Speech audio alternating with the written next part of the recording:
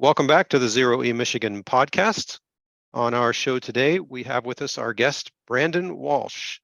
I came across Brandon in that he had inquired about advertising his Sleepy Bear cabin on one of the EV forums, the West Michigan EV Facebook page, and courteously asked whether it was okay to post that. And I'm a huge fan of overnight charging, so I said, yes, absolutely, you need to do that. Without any further ado, Brandon, if you want to introduce yourself. Yeah, thanks, Carl. Thanks for having me on. Happy to be here. Exciting for my first podcast. So I'm a long-time listener, first-time caller, I suppose. But yeah, just a little bit more about me. Brandon Walsh. I live in Granville, Michigan, with my wife, and I have 3 kids under 3, which I don't necessarily recommend. I have twins, and my oldest is about to turn 4. So love them a lot, but every day is an adventure, to be sure. So I work in analytics for a company called Amway, which you've probably heard of if you live in the West Michigan area. And I've lived in Michigan for the majority of my adult life. So again, thanks for having me on. Yeah, very cool. And I happened to be up at Boyne Mountain ski area not too long ago looking at their charging, because they were also part of the Consumers Energy PowerMIDrive program for rebates. And then when I saw your cabin advertised, I thought, well, this is pretty cool. It's right around the corner, so to speak, but it's a little bit different venue. So this is, you're not an Airbnb, is that correct? So you just advertise it directly. Yep, correct. So yeah, basically our thought process, we were looking for a place for ourselves to enjoy, but again, with having 3 kids, we're not going to drive up there every weekend. So we thought we'd make it available to, starting with friends and acquaintances and like groups of people I trust. And I knew that like it's a little bit of a niche market for electric vehicle owners and chargers. And I know when we're going on road trips, I'm always looking for, okay, where are we going to stay? Do they have charging? What can I do here? So I thought it would be good to add another property into that fold. And you did take advantage of the rebate, right? The $500 rebate for the charger? Yep, absolutely. Yep. Okay. Yep, sure And did. and the charger that you have, it's if I remember correctly, you're on a NEMA 1450 outlet, and then it's a ChargePoint Home Flex. Is that correct? Exactly, you nailed it. Yeah, and it's worked great for us ever since we've had it. Okay. So if anybody wanted to use it, if they rent your cabin, basically it's the J1772 plug. If you're a Tesla owner, then they're probably going to bring their adapter. But I think you mentioned you also have one. Is that correct? Yeah, exactly. So yeah, most people who have Teslas have that adapter already, but we do in fact have one. So in the event that you don't, you can easily make use of ours in the cabin there. Okay. And the charger itself, it is just plugged in. So in a pinch, if the charger wasn't working, they could plug a mobile cable into the NEMA 1450. Yeah, that's exactly right. We have it just on the outside of our cabin. It has a little overhang to protect it from the elements a little bit. But in the event that you needed to use your mobile charger, it's just plugged in. So makes it easy. Okay. So tell us a little bit more about the cabin itself. So it's Boyne Mountain area. Like how many rooms? A little bit on the amenities, things like that.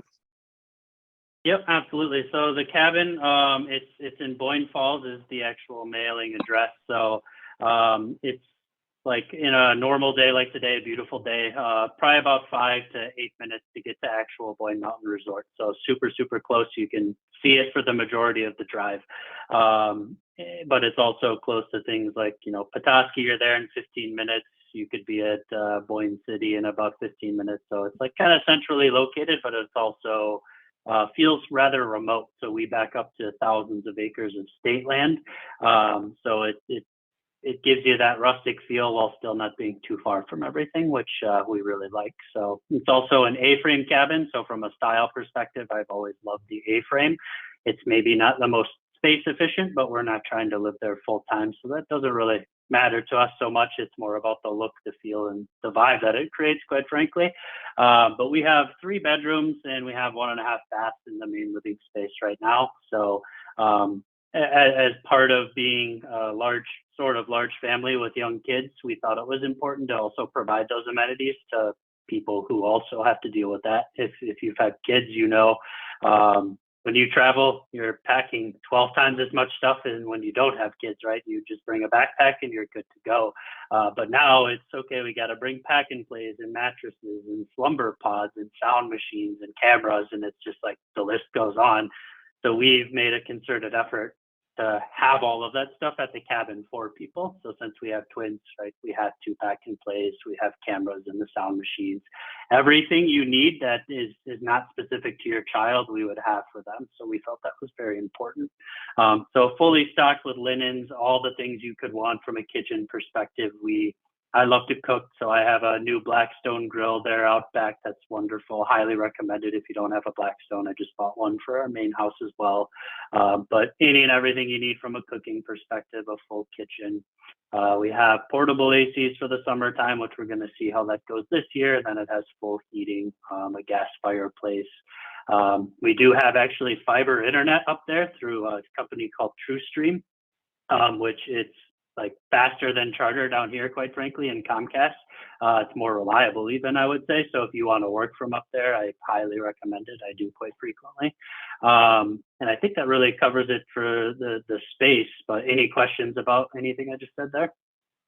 No question, just a comment. I noticed you have a Nespresso machine, and I'm a huge Nespresso fan. So oh yes, yep, yeah, and you do have to do your own yep. dishes. You probably just ran out of space, right? So no dishwasher. Yeah, but, exactly. Yeah, there's no no big deal. dishwasher, and we looked. Yeah, we just had the counters redone in the kitchen, and we're like, well, if we got one in, we'd lose more than half of our cabinet space, and it's just like, well, I guess that's the roughing it part of this cabin is washing your own dishes. So, but we do make sure we have plenty of paper plates if you do want to avoid the dishes, but we typically do them ourselves. So, Nespresso, you got to have it. We keep the pods fully stocked for guests, and then we also have a traditional coffee machine for people who aren't a fan. Awesome. So that's a great segue. You said twins and lots of gear and stuff. So your EV, the one that presumably you put the charger in for, tell us about that, and tell us about your entry into the EV space in general. Yeah, so I'll start, I guess, from the beginning. It's not terribly long, but I can talk through it. It actually would have started, it was during COVID, and when we first found out that we had twins, or we're going to have twins rather, I'm like, all right, it's time for a life crisis vehicle, I think. And I had been looking at Teslas. I had been curious about them. But then, as many people did, we had a lot more free time to be at home. So in January of 2021 specifically, I really started researching hard, like, well, all the questions people probably ask when they see us on the street with an electric vehicle, right? How do you charge it? What if something breaks? All of those different things. So I read Tesla forums like night and day for probably 2 weeks straight. My biggest concern was like service after purchase, because like at the time there was not a Grand Rapids service center. But it just happened to be right when they announced that there was a service center coming. So that kind of, all right, that checked the box. I don't have to worry about towing, that kind of thing.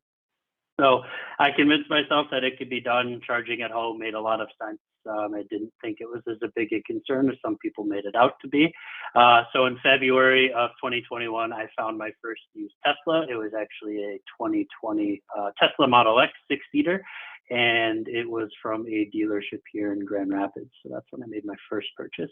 And then I kind of turned into a used electric vehicle dealer, not on purpose. It's just, I think for people who are listening to this probably know that the used cars market kind of went haywire there for about a year and a half. And first and foremost, I ended up buying another Tesla Model X, a 2019 Raven edition, because what I found was when I bought the first Tesla, my wife took it all the time, and it's like, well, why don't you take the minivan? And I don't want to drive the minivan, and she just kept taking it. I'm like, all right, well, let's get another one. We're fortunate to be able to do so, so we did. But then it became, that was a 7-seater versus a 6-seater, and once the twins came, that became the more practical vehicle from like a car seat situation. So we ended up realizing like, okay, we both don't need Model X's. Maybe I could drop down to a Model S. I was able to capitalize on the used car market, actually sell the 2020 for a profit. And then I dropped down into a Model S. all the while in the background, I had reservations for the Rivian, but had no idea when that would come because they hadn't even started delivering or making vehicles yet. The reason I chose that, like aesthetically, I just love the look and feel of that vehicle. It's personal preference, pure and simple. Tesla makes a great product as well. I just like the look of Rivian more. But I had no idea when that would come, so I got a Tesla Model S. And then again, as I stated before we started, I just got really, really lucky with my Rivian reservations. So I ordered the truck in the fall of September 2021 specifically. And in May, I got the call that mine was going to be ready for pickup soon. So I picked that up in June of 2022. So I had to sell the Model S, which was completely fine with me. Loved the truck. But then I had also placed an order for the R1S in April of 2022. So I got the opportunity to get hands on the truck and said, yep, this is everything I thought it would be. Let's order the SUV as well. And then only 8 months later, I had texted my guide. So Rivian offers you a guide.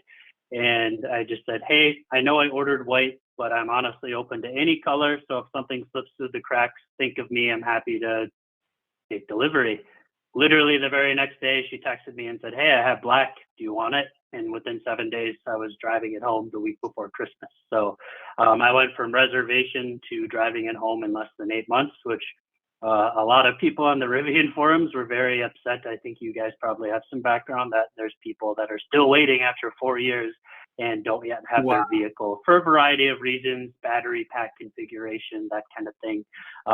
So super, super lucky to get two in the same year. Like I know no one, I'm not RJ's son. Like I just got lucky, quite frankly, and I'm very fortunate to do so. So that leaves me here. Right now I have the black Rivian R1S, and that is the only electric vehicle in the fleet right now. So pause for comments or questions. One comment that your wife ran off with the electric vehicle. We heard this story from Chris Lawrence, essentially one of our previous guests, where he said, well, my wife's car, and when I get to drive it, and Larry and I talked about maybe we need to have a separate show on featuring some of the female drivers, because I know there seems to be this perception that EVs are kind of a guy thing, and I don't think that's necessarily the case. My wife doesn't have a choice because I don't have a combustion car anymore, but she really enjoyed our Nissan Leaf at first. So that's good to hear, because I think there's still a lot of fear out there for range anxiety, where am I going to charge, and all those other things. And then I think once, whether it's we guys or the ladies or whoever, after a while you experience, you say, okay, I get it now. It's really not that difficult, and I'm comfortable with it. And in fact, now if I'm just doing local driving, I don't even have to go to the gas station and have to endure that, because I just charge it at home, right? And yeah, exactly. Yep. And similarly, she's in medical sales, so she drives all over the place, right? And so she had the 2019 Model X as her daily driver, and we were lucky enough to get free supercharging with that. So she's nice. Getting paid mileage in the sales role. We're charging for free. The one part that wasn't free, as I came to find out, is that she would charge at like the mall, and then she would go buy stuff. So actually, technically, it wasn't free, but it still worked out where she was completely assimilated to the lifestyle. She loved the car, and yeah, the learning curve isn't so steep as people might think it is, which is, I think, a huge piece of the future is education, right? This stuff isn't as scary as it seems. Like range anxiety can be real on occasion, but 99% of the time you're not thinking about it. Yeah, I think typically range anxiety turns into range awareness. You figure out what you can and can't do. Have we been delayed or inconvenienced by charging? Yes, occasionally, but so far, knock on wood, we've never been stranded or had to be towed because of running out of charge. So Yep. yeah, that's just a learning process. Yeah, exactly. The other thing, the other thing that my wife particularly enjoyed, when I was working full-time in my previous job, she was typically the one to take the vehicles to the dealer to get the oil changes and all that kind of thing. And the Nissan Leaf that we had, I think it went to the dealer twice in its lifetime. And Tesla similarly, we've hardly had to do any maintenance on it. And when we did, it was typically using the the mobile service. So speaking of service, how is it with the Rivian? And you may not even have had to experience that yet, but do you know if you needed something done? How does that happen? Do they have over-the-air updates? And then, if you do need to have something done, will they come to you, or is there a service center in Michigan? Yep. So I would say, generally speaking, for those that are familiar, the experience is very similar to Tesla, right? You can schedule service within the app. The one thing that I did have done, they had a recall on, I think it was an axle lug nut. Don't quote me, I'm not a mechanic, but there was like one instance where someone's wheel did kind of partially fall off. So with an abundance of caution, they issued a voluntary recall. But scheduled it through the app. They came to my house while I was working. It took 5 seconds maybe, and then they were on their way. So they checked a couple things. They did kind of courtesy maintenance, very similar to the way Tesla does. But if something is like bigger, they do have a service center in Plymouth and Chicago. So I happen to be kind of right in the middle of both of those places, but it would probably go to Plymouth. Though that said, they do have on their map of future service locations, Grand Rapids, so there'd be a more physical presence here at some point in the future. But yeah, that was a big anxiety point for me. But like, mobile service is incredible, right? They just come and do what they need to do, and you don't even know they were there if you don't want to. Yeah. How long have you had the Rivian? Yeah, so the Rivian truck I had from June of last year until about August of this year, and then the Rivian SUV I've had since December, so coming up on 5 months. So you like the SUV better? Yeah, I mean, practically speaking, for our family, we've got 3 kids and a dog, right? So that'll fill up the truck pretty quickly. So, and I love the utility of the truck. I'd never owned a truck before. I think ideally I'll probably end up picking up another of the trucks right now. My gut was kind of telling me the used market was about to cool off, and I should probably kind of capitalize it instead of get hung up to dry. And my timing was just pure luck. I seem to get very lucky where prices just kind of crater basically the month after, and not because of me, of course, just blind luck. But the SUV, we have 3 across. We can fold down the third row, have our 100-pound dog in the back, still have room with the front. We have the luggage racks up top, so we can throw stuff up there too. We like to ski and bike and do all of those things. So it has all the room we need. It's not as big as a Suburban, but the front honestly makes up for a lot of those gaps because Suburbans don't have fronts, right? That's cool. I haven't seen the SUV out, but that's cool to hear that you got one. That's nice. Yeah, I'll have to come to an event here in the future and let people check it out, because I think I've seen one other one in person. But yeah, I get a lot of the waves and pictures and people videoing me. It's like dating a celebrity, someone called it, where everyone wants to stop you, but no one wants to talk to you. So that's very accurate. That's great. Well, that's a great segue. I was just going to ask, are you you're familiar with Drive Electric Earth Day, some of the shows this month? Next weekend, the 22nd, there's one in Kalamazoo. Obviously, that's a little further away from you. And I think there's one in Midland, which I'm not going to go to. One of my colleagues is 23rd in Saline. So I don't know. The Grand Rapids one might be the one closest to you. So I don't know if you'll have a chance to come out. Sure. Yeah, this weekend we actually are going to go back up to Sleepy Bear Cabin to start the spring maintenance cycle and get some flowers in there, do that kind of thing. But I for sure will be at some events. I like to do the cars and coffee as well. It's always, it can be entertaining to get the gas car people asking like, where's the engine, and all those kind of things, to try to help with the education front as well. Yeah, I always think it's funny when you get the cars and coffee and you get the hot rodded and modded cars and the BMW cluster, and all of a sudden everybody's over at the EVs, much to the chagrin of the people that have taken all the time for the customizing. Although there's certainly some cool cars. I was a Porsche guy myself for a while. I never had one of the really expensive ones. As close as I got was a 944 Turbo. Yeah, those are always fun events. That's a fun story on how you did the second X. There's a guy, Gray, that comes to our Kalamazoo, and he had a similar experience. He took the jump, right? First of all, okay, I'm going to try this electric vehicle thing, buys one of the Teslas, and then he had so much attention on it. And then he was like, he bought the base model S. And so then he found a performance S. And a lot of people were asking him and giving him his name, if you ever want to sell it, because they were still kind of hard to get. And he, same thing you mentioned, he wound up selling that, upgrading. And then he went from the S to the X. Same thing. Someone else didn't want to wait, bought it. He was willing to wait and so he's had a similar, but that's cool story.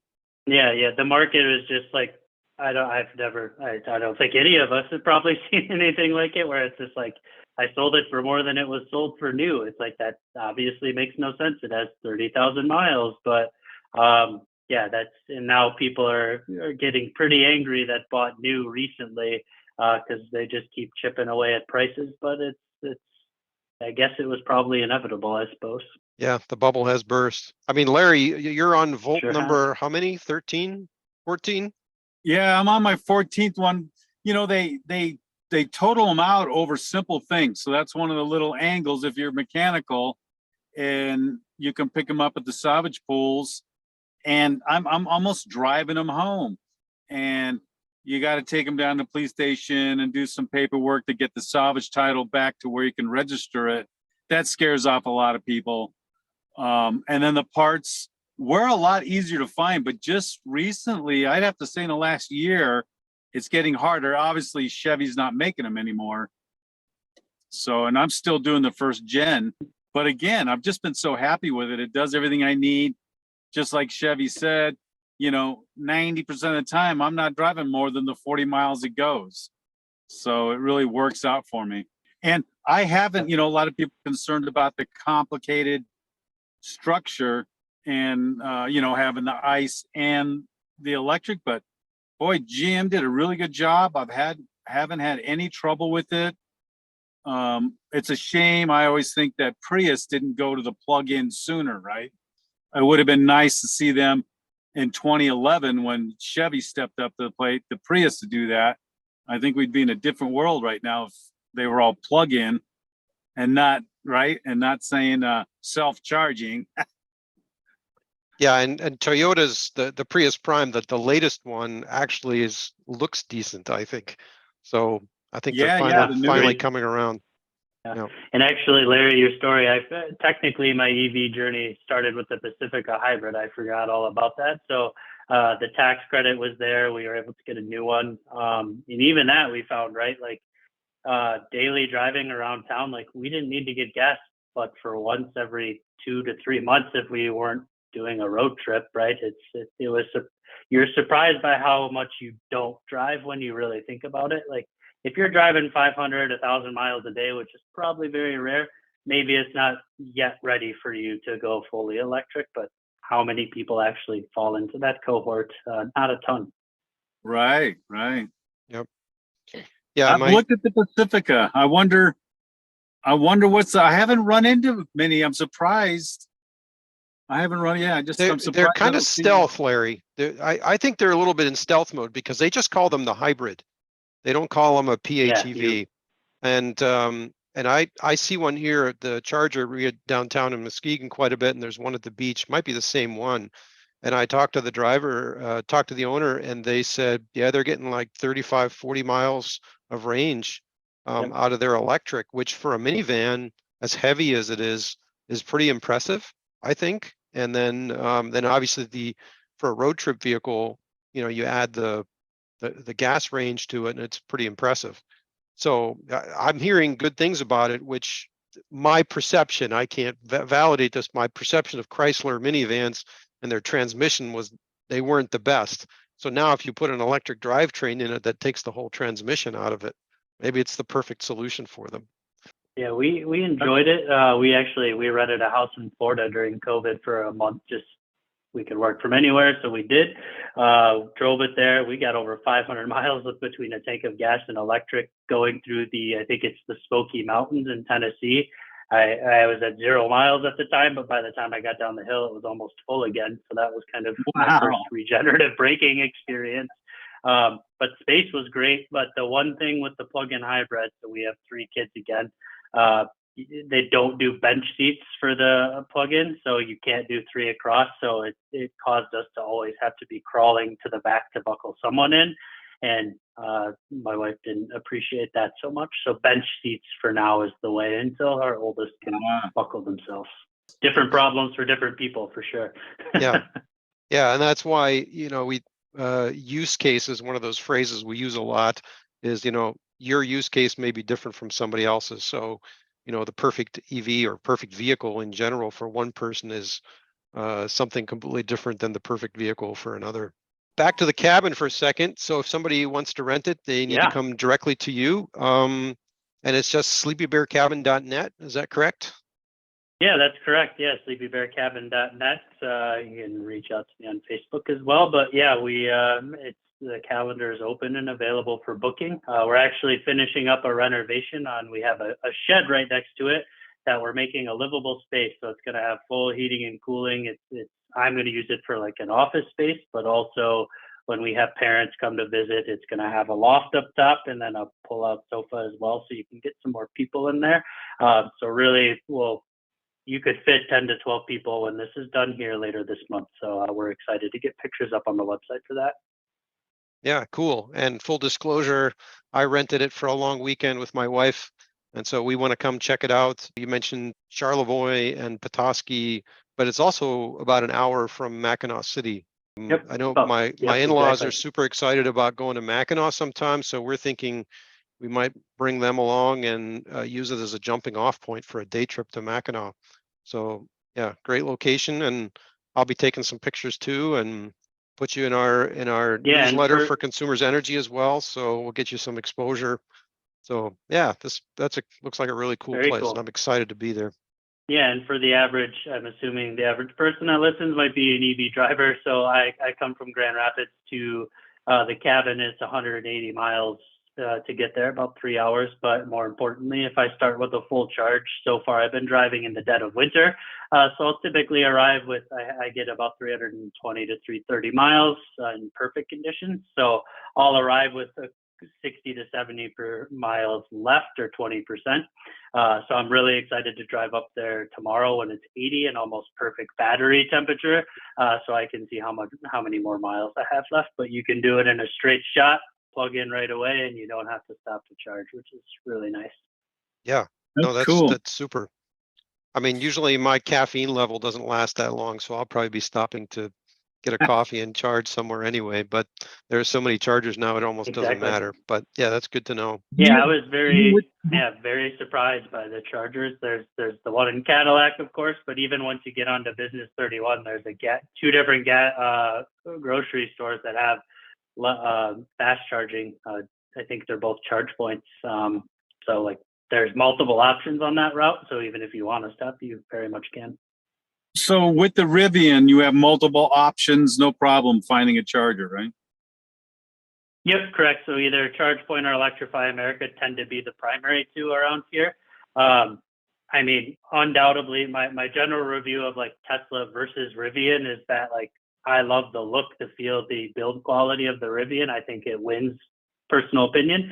Where Tesla wins, the app has more features, but Rivian's adding more every day.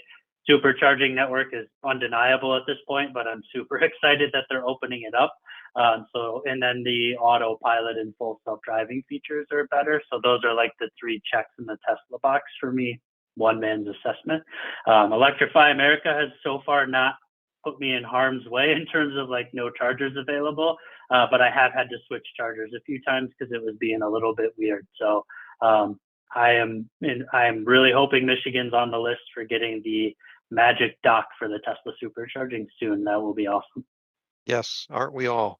I keep looking on so I'm a Tesla owner as well. So I keep looking on the app on the charge your non-Tesla, because then it brings up a map, and I haven't seen any yet, but I figure it's probably inevitable. And then the next frontier is the UP, right? So, but for now, those of us that are trolls, under the bridge, we have some pretty good options down this way. Yeah. Well, actually, we went camping up in Munising there as a family last June or July it was. And our general path was we stopped in Gaylord. Again, the three kids, we got out. There's that Meyer there and a Buffalo Wild Wings. We had lunch. By the time we actually got everyone wrangled, diapers changed, did all that stuff, the car was literally at 100%, which I don't normally like to do. It was just like the car was done before we were is a very real thing when you're a family. And then that took us all the way up to Munising, and then you're at the campsite with 50 amp service plugged in, and it was full again overnight. So you can go a long ways, and it's not as hard as you might think. Mhm. That's cool. And just, the fact that you're adopting the new technology and going brand to brand, and also Airbnb with your cabin. So really appreciate people like you that are, out on the front edge, trying out all these new things and sharing your stuff. That's cool. Yep, absolutely. Yeah, it's always good. I mean, I think this is the future. I don't know how long it'll take. It seems like it's growing steadily and rapidly, but just people walking by and the questions they ask, it's like, well, any opportunity I can help educate people. It's fun to do, and it's something I'm somewhat passionate about. So it's very easy to talk about this stuff because I love my cabin, I love the cars, so it's fun to talk about. So appreciate the opportunity. Yeah, one more question before we go. Is your place listed on PlugShare?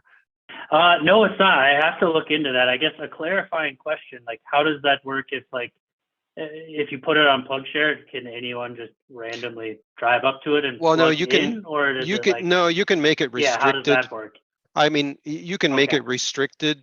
Now, if you're concerned about privacy and people not finding your cabin, then it's best not to list it. I'm just thinking, so, in the future, somebody doesn't hear this podcast or doesn't know about your cabin, how would they find it? I guess Google. But, when I travel, I often will look through the general path of the area that I'm driving, and then I'll look for level 2 chargers for overnight accommodations in areas that I'm willing to stay. And so I often will find them on PlugShare. I know on PlugShare you can put restricted as one of the aspects and say, this is only for people staying at this cabin. And then, then hopefully they're not just going to show up and expect a charge. I was wondering about. Yeah, I didn't want to put it on there, and then someone's renting it, and they're like, "Why is there a Tesla out here? What's going on?" Because it's not like an obvious road you would take. It's very much a dirt road with like 10 houses on the road. So it would, it's not like Business 31 where people are just passing through. Yeah, I mean, one thing you could potentially do if you're concerned about privacy is put the actual map location not at your place, put it on a road somewhere nearby, and then in the description put, this is how you rent the place. You go to this website. I mean, I find most of the time, I think people would be respectful of that sort of thing, but totally your choice. If you say, what, I get enough business, I'm not gonna try to advertise it through PlugShare, but it's just another conduit. And you can also. No, I didn't know you could do that. Yeah, I'll for sure look into that.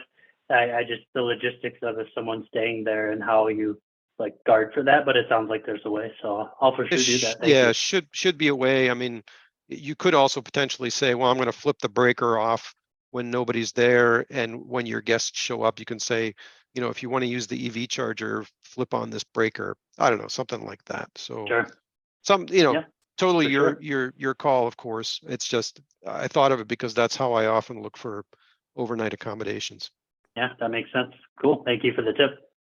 Just really nice to hear people embracing the new technology. In the 10 years I've been doing the EV meeting up in Kalamazoo, it's just surprising on how hard people are, to switch over. And so people like Carl and you, it's just always great to meet them. And really how you jump right in with the 2 Teslas and then the 2 Rivians, it was like really, really fortunate the way that all worked out. That's a cool story. Yeah, it's been a fun journey. Hopefully I'm not buying and selling more vehicles in the near future. I'm going to keep it as is for now, but yeah, appreciate the opportunity. Always happy to talk these things and try to help educate people and, help them make the best decision for them. So, and yeah, thanks for the opportunity to plug the cabin. Looking forward to hosting you in June. I'll make sure to have the Nespresso pods fully stocked for you. Or I can always bring my own. I have some. All right, Brandon. Well, I appreciate it, and hopefully we'll see you and your Rivian at one of the future events here in the area. Yep, absolutely. So thanks again for your time. Talk to you soon. Yep. If you enjoyed or learned from this episode of Zero E Michigan, please subscribe to us on your favorite podcast platform. Visit our YouTube channel for other related videos at youtube.com/@0E-Michigan.